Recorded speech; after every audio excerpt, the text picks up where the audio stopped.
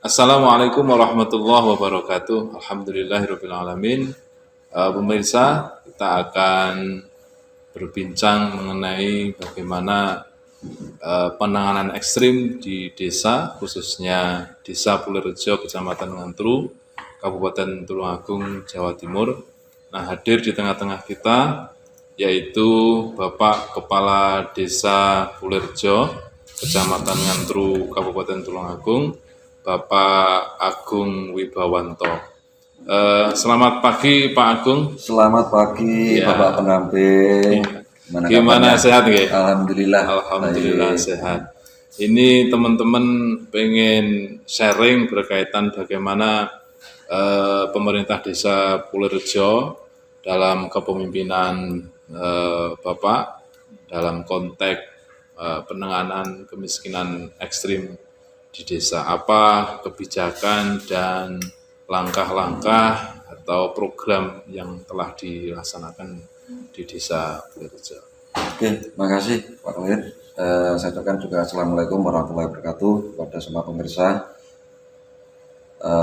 Ini program baru kayaknya ini Bapak pendamping bikin podcast ini ya. Alhamdulillah kita pemerintah Desa Pulerjo juga harus menyelaraskan dengan program pemerintah pusat, khususnya di dalam penanganan miskin ekstrim yang sudah dijadikan target paling tidak di 2024 seluruh desa se-Indonesia ini harus Nol.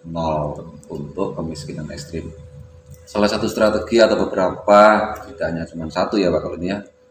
Jadi di desa kami jelas dari bentuk janaran satu terkait dengan penanggulangan miskin ekstrim, kita sudah melakukan suatu program, ya ini petunjuk juga dari pemerintah pusat, melakukan program bantuan langsung tunai itu, secara langsung itu sangat membantu sekali, terkait dengan program bagaimana kita menanggulangi atau membantu masyarakat dalam kategori masyarakat yang miskin. Alhamdulillah kebetulan di desa kami, mudah-mudahan miskin yang dalam kategori ekstrim ini harapannya sudah nggak ada. Iya. Tapi apapun dalam target pengentasan kemiskinan ini beberapa strategi juga kita lakukan, termasuk program yang kita lakukan sesuai petunjuk juga, laksanakan program padat karya tunai, itu dalam kategori yang jelas ikut memberdayakan masyarakat bagaimana untuk mengurangi angka-angka kemiskinan melalui kegiatan itu, yang jelas ini masyarakat yang unskilled khususnya ya Bapak pendamping ya. Ya. Karena dalam kategori masa usia produktif ini kan relatif, tidak hanya sebatas orang yang masih muda aja enggak, tapi orang-orang tua dalam berkegiatan dia punya kemampuan dalam fisik, tapi ya itu tadi dengan keterbatasan harus kita arahkan ke program padat karya tunai semampu mereka dalam kegiatan. Ya. Jadi tidak mematikan suatu kapasitas kemampuan masyarakat. Ya. Selain itu juga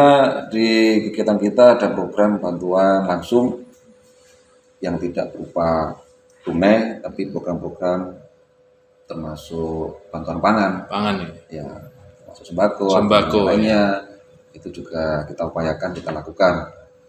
Selain itu juga dalam strategi berikutnya, bagaimana ini target pemerintah pusat, juga target pemerintah desa kita sendiri, dalam meningkatkan progres pertumbuhan ekonomi lah, ini yang terus kita galakkan. Jadi satu pembinaan dalam arti bagaimana kita bisa mengajak masyarakat untuk berkarya. Salah satunya ya kita lakukan pelatihan-pelatihan dalam konteks ini ke produk-produk olahan khususnya ya, karena kita juga membuat suatu konsep supaya bisa kita wujudkan jadi desa wisata. Tapi ini kita masih merintis, ya mungkin skupnya masih wisata desa ini. Di dalam kegiatan itu yang jelas harapannya itu ada output yang luar biasa nantinya. Kalau kita sudah bisa membuat suatu kegiatan berbasis wisata itu, otomatis segmentasi pasar sudah kita bisa andalkan. Dan secara tidak langsung kita harus juga mempersiapkan. Ya. Karena kita harus siap didatangi. Tahun ini sudah mulai mencoba untuk mempersiapkan desain itu, Pak Kades. Alhamdulillah kita sudah membuat konsep, ya kebetulan kemarin itu karena fokus anggaran itu kan juga harus kita berbagi. Ya. Nah, untuk target wisata yang khususnya milik desa, insya Allah kita agendakan di tahun depan harus Ya. wisata, karena ini kan juga mengikuti program dari pemerintah pusat untuk penguatan BUMDes, karena untuk mencarikan sumber PAD yang bisa kita hasilkan. Ya.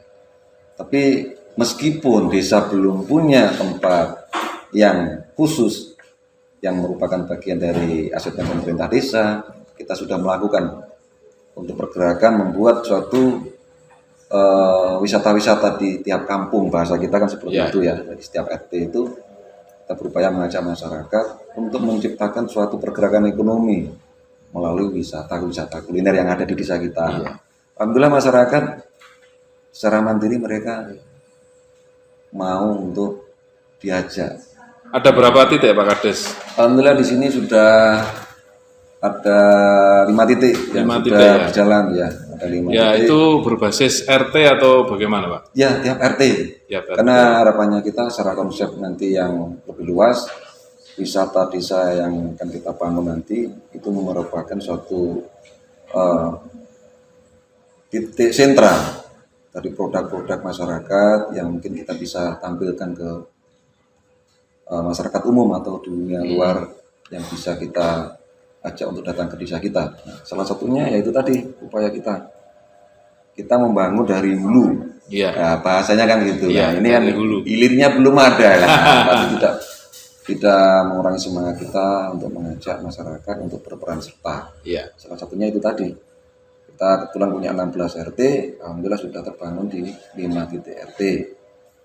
Harapannya semua nanti di tiap RT ada produk-produk unggulan, termasuk produk-produk olahan. Meskipun tidak bisa dipasarkan dalam satu titik RT tersebut karena masih belum punya, nah nanti kita bisa akomodir untuk bisa didisplay di tempat-tempat wisata kuliner yang sudah ada ini. Nah, depannya juga gitu. Nanti kalau wisata desa kita sudah bisa terbangun, nah ini jadi sentra nanti. Harapannya kan seperti itu. Jadi kalau desa dan sekarang kan sudah mulai diinisiasi kan. Sudah berjalan kan gitu. Sudah alhamdulillah sudah terkonsep. Besar harapan nanti juga mohon doa restunya untuk kegiatan itu bisa berjalan, juga bisa teranggarkan. Syukur-syukur nanti dari para pihak termasuk dari pemerintah di atas kita, kabupaten, provinsi, bahkan sampai ke pusat melalui Kementerian Desa bisa mensupport desa kami. Mungkin apa harapan dan mungkin kepada pemerintah pusat khususnya Kementerian Desa, apa yang bisa disampaikan? Oke, terima kasih. Karena kita itu apapun bentuknya, tidak ubahnya satu konsep keluarga kecil aja. Semuanya itu tidak lepas dari anggaran. Nah, di situ kita juga terbentur dengan posisi kesiapan anggaran, alokasi anggaran juga terbatas. Kalau mimpinya sih yang besar itu pasti. Untuk mengakomodir ke situlah kita butuh support, termasuk support anggaran. Maunya dari pemerintah pusat kita. Ya mungkin kalau ada alokasi anggaran khusus termasuk pembuatan desa wisata di situ bisa menjadi suatu target. Bagaimana desa itu semuanya tidak hanya berharap di desa Bludja aja.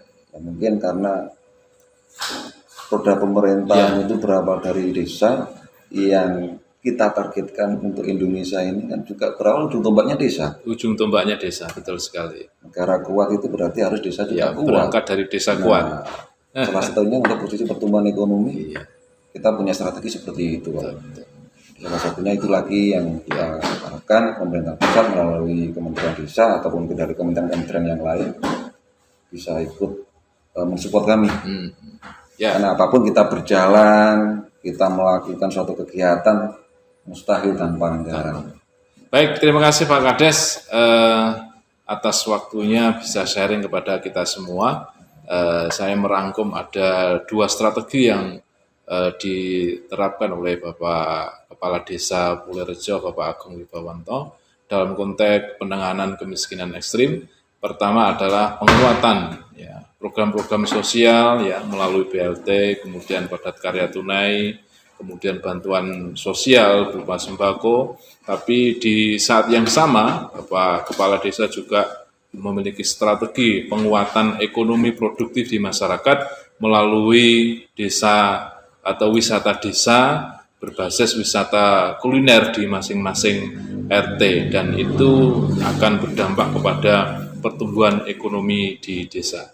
Saya kira itu. Terima kasih atas ikut serta di dalam podcast ini. Kita akhiri, sampai jumpa di lain kesempatan. Assalamualaikum warahmatullahi wabarakatuh. Waalaikumsalam warahmatullahi wabarakatuh.